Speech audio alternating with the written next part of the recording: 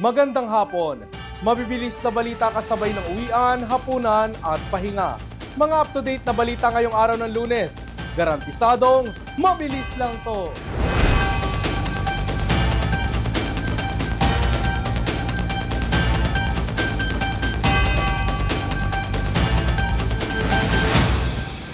Mga headlines ng mabibilis na balita, heto na! Sa unang araw ng pasukan, Pangulong Bongbong Marcos binisita ang pinakamalaking eskwelahan sa Maynila. Karagdagang guro at administrative staff ipinangako ng Pangulo.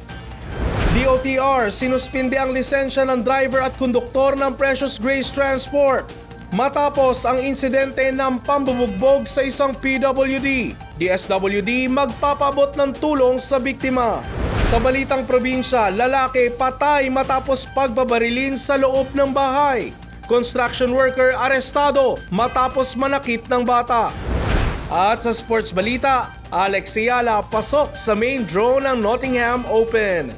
Ngayong unang araw ng school year 2025 to 2026, personal na binisita at kinamusta ni Pangulong Bongbong Marcos ang mga estudyante at guro sa isang paaralan sa Maynila.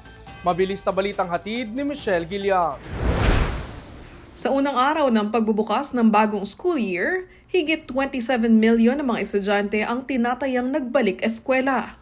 Si Pangulong Bongbong Marcos, piniling bisitahin ang Epifanio de los Santos Elementary School o EDSES sa Malate, Manila, na isa sa mga pinakamalaking paaralan sa Luzon.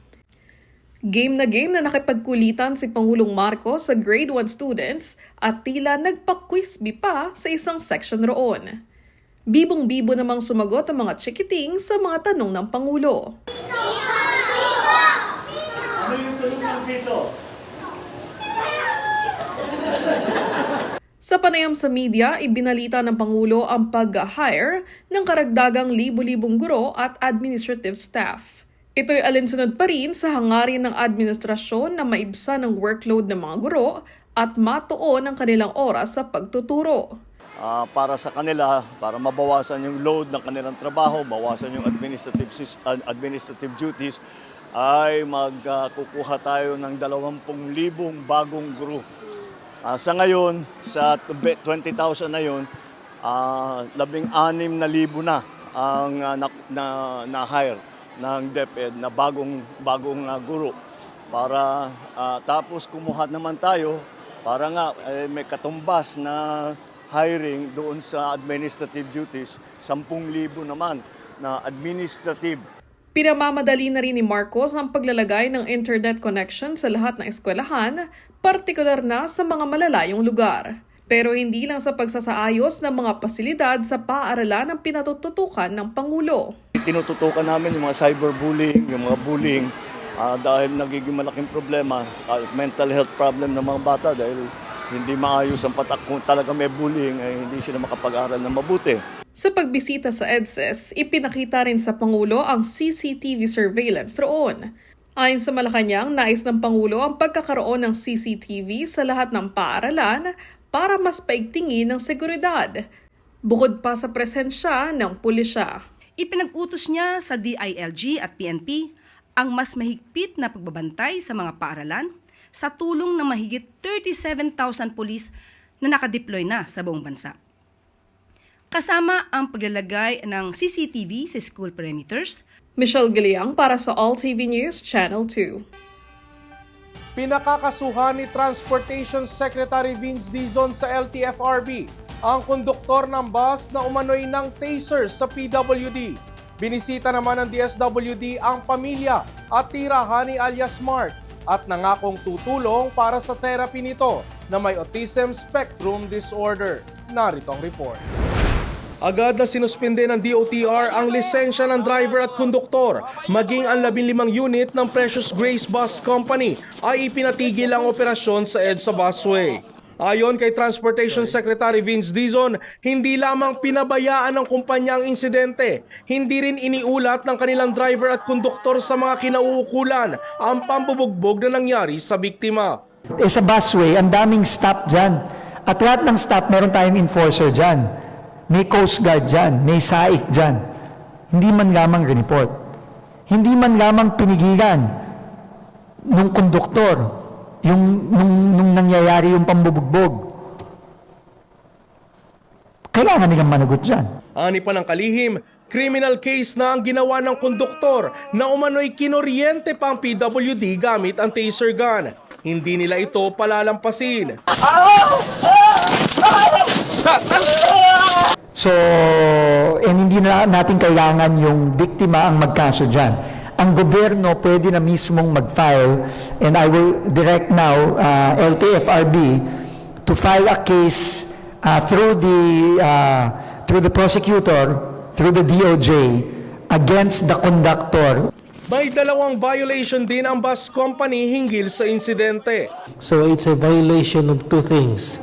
Common Carrier Act, ibig sabihin noon, hindi mo dinala yung pasahero mo safely sa kanyang destination, and since it's a PWD, ikaw pang bumugbog, it's a violation of the Magna Carta of PWD. Itinakda ang hearing sa June 25 upang pagpaliwanagin ang operator, driver at konduktor ng bus. Samantala agad namang nagsagawa ng home visit ang DSWD upang tingnan ang kalagayan ng biktima. Napag-alamang pagbebenta ng mais ang ikinabubuhay ng pamilya ng 25 taong gulang na si alias Mark na may autism. Dahil kulang sa kakayanan ng pamilya, tutulong na ang DSWD para sa therapy nito sa kanyang autism. Aminado naman ang pamilya na biglang umalis si Mark sa kanilang bahay sa San Jose del Monte, Bulacan. Aminado naman ang pamilya na biglang umalis si Mark sa kanilang bahay sa San Jose del Monte, Bulacan ng mag-isa. Kwento ng kanyang pamilya, may mga triggers umano si Mark. Ang nangyari sa bus ay naingayan daw ito sa cellphone ng isang pasahero, kaya't bigla na lamang nangagat. Makikita naman sa viral video sa social media na kinuyog at pinagsusuntok na si Mark na mga nasa loob ng bus.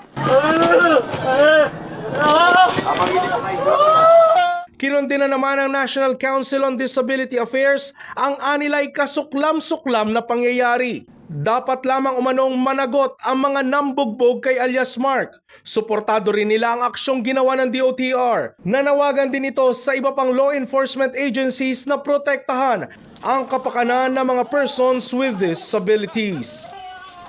Sa balitang probinsya, lalaki patay matapos pagbabarilin sa loob ng bahay sa Banga, Aklan. Construction worker arestado matapos manakit ng bata sa Kalibo. Mula Kalibo Cable News, mabilis na balitang hatid ni Era Joy Briones. Sa Kalibo, patay ang isang lalaki matapos pagbabarilin sa loob ng bahay nito sa may bahagi ng Bukid, Lapnagbanga kagabi. Kinilalang biktima na si alias Reme, 45 anyos, residente ng naturang lugar kung saan may 4 itong mga anak. Sa inisyal na investigasyon ng Banga Municipal Police Station, may lalaking biglang tumawag sa pangalan ng biktima dahilan upang lumabas ito at pinagbabaril ng hindi pa nakikilalang suspect. Nagdamo ito ng tama ng bala sa dibdib na tumagos sa likod nito. Isinugod pa ang biktima sa Aklan Provincial Hospital pero idineklara ni itong dead on arrival. Tinitingnan na ng Banga PNP ang motibo at pagkakakilanlan ng suspect. Kulungan ng bagsak ng isang 24 anyos na construction worker matapos manakit ng bata sa may bahagi ng Spanish Road, Barangay New Busuang, Kalibo. Naresto ang suspect sa bisa ng warrant of arrest na inilabas ni Honorable Maria Fe Macabales Taal, Assisting Judge ng RTC Branch 3, Kalibo, Aklan, sa ilalim ng Criminal Case Number 17881. Sa ngayon ay nasa kustudiya ng Kalibo MPS ang nasabing akusado at mahaharap sa kasong physical injury. Era J. Briones para sa OLTV News, Channel 2. Kapit mga motorista dahil may oil price hike sa presyo ng produktong petrolyo bukas. Sa abiso ng ilang oil companies, tataas ng 1 peso and 80 centavos ang kada litro ng gasolina at diesel, habang 1 peso and 50 centavos naman sa kada litro ng kerosene.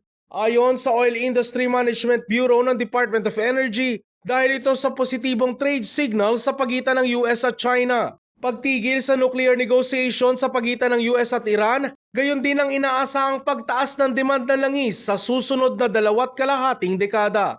Ito na ang ika-5 sunod na linggong pagtaas ng gasolina, habang ika-3 linggong pagtaas naman sa diesel.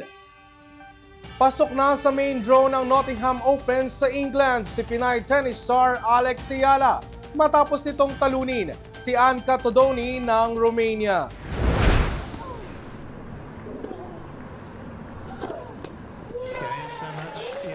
Tumagal ang laban ng dalawang tennis star ng higit sa 2 oras. Natapos ang laban sa score na 6-3, 7-6, 6-3.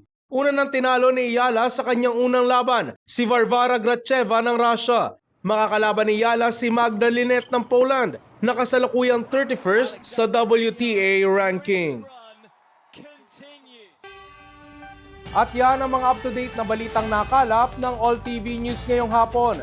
Para sa iba pang balitang mabibilis, bisitahin ang aming website, alltv.ph/news. I-like at i-share din ang All TV News PH sa Facebook at YouTube. At makinig sa All Radio 103.5.